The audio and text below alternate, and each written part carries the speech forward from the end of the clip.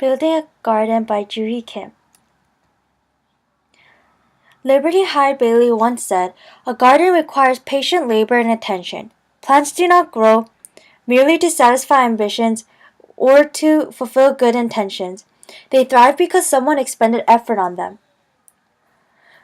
As a garden needs attention and patient labor, so does my topic today, which is going to be a career in pharmacy.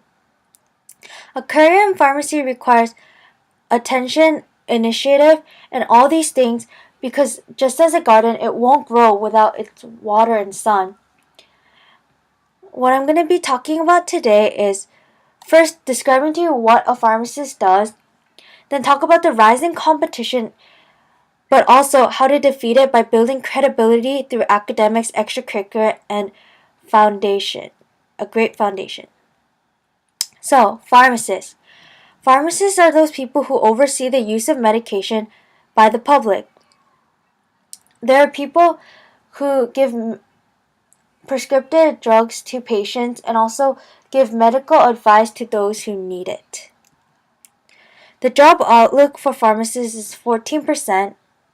It's a fairly average one in between all the other occupations and the health careers. The employment numerically in 2002 was 286,400. The projected employment in 2022 was 326,800, and the numerical change between these dates, aka the growth, is 41,400. This may seem a lot, and is also mainly due to the population aging and healthcare becoming more complex as more people need multiple medications, and greater access to health insurance as the federal government continues to grow. However, there has been a pharmacy boom in 2000. In 1987, the United States has 92 pharmacy schools. However, by 2014, there are over 130 pharmacy schools. This sudden bloom has made so many more students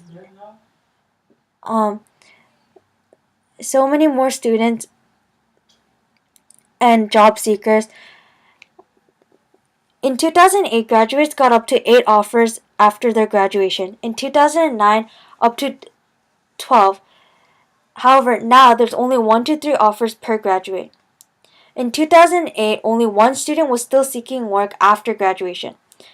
By 2012, this number grew to 8 students. By 2013, 12.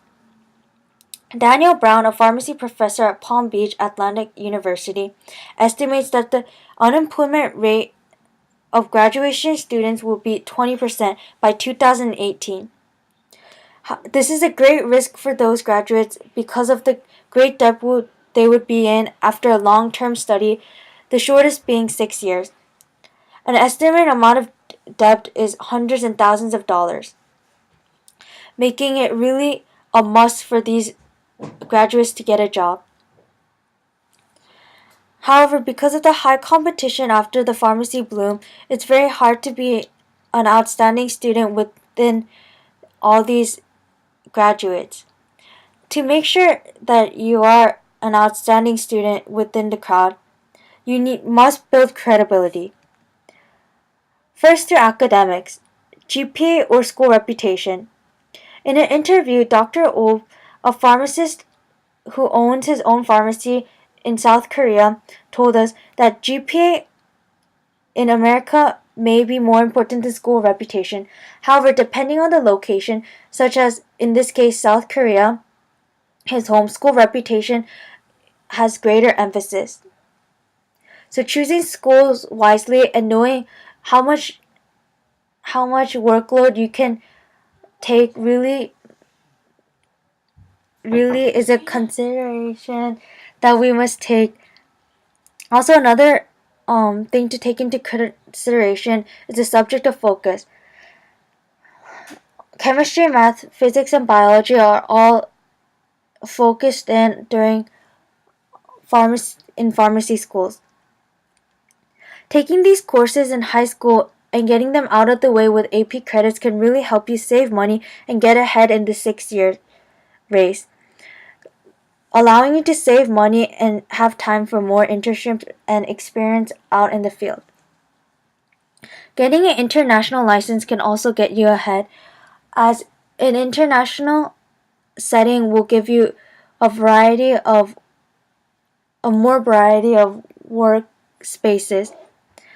In my case, a South Korean license basically is taking an examination and getting my files and transcripts approved by the government will allow me to get jobs in South Korea and in the United States.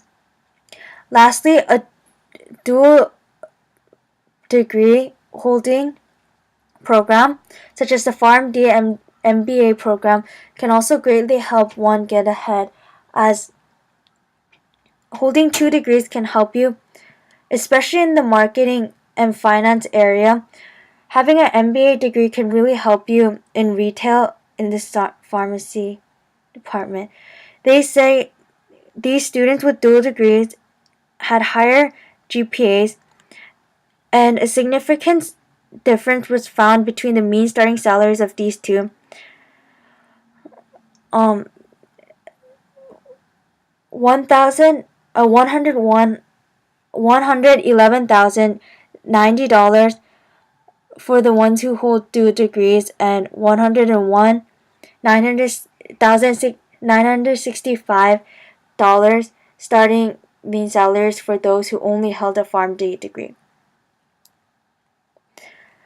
One of the great benefits of these new programs is that it's changing and dynamic. These programs are willing to be flexible for the students, heavily focusing on the pharmacy side and more of a minor in the finance area. The school is really going to help its students grow and succeed as they focus on growing these programs in the future. Outside of academics, extracurriculars can really help you stand out as a student. Internships are really important and heavily emphasized for new graduates, as experience is really low for those, and employers really want to see their employees have experience so that they know that they'll succeed in their field and help grow their business. Also, pharmaceutical associations, joining these can really help you, as you can network with other pharmacists and young pharmacists, have connections and get jobs. Having a good character is given high marks within the marketing of pharmacists. Since pharmacists have to have interactions with other pharmacists and patients, communication and teamwork is highly noted as the character that is most wanted. Management skills, problem solving, and business knowledge can also help in retail and other areas of pharmacy, which consists of dealing with money and so the employers really look at these characters as plus along with your knowledge of pharmacy. Saying all this, success is defined by initiative and work in the pharmacy career. Being initiative and willing to stand out in the crowd will get you and help you a lot in beating the competition to getting a job and successfully getting out of debt. Thank you. Here are my citations.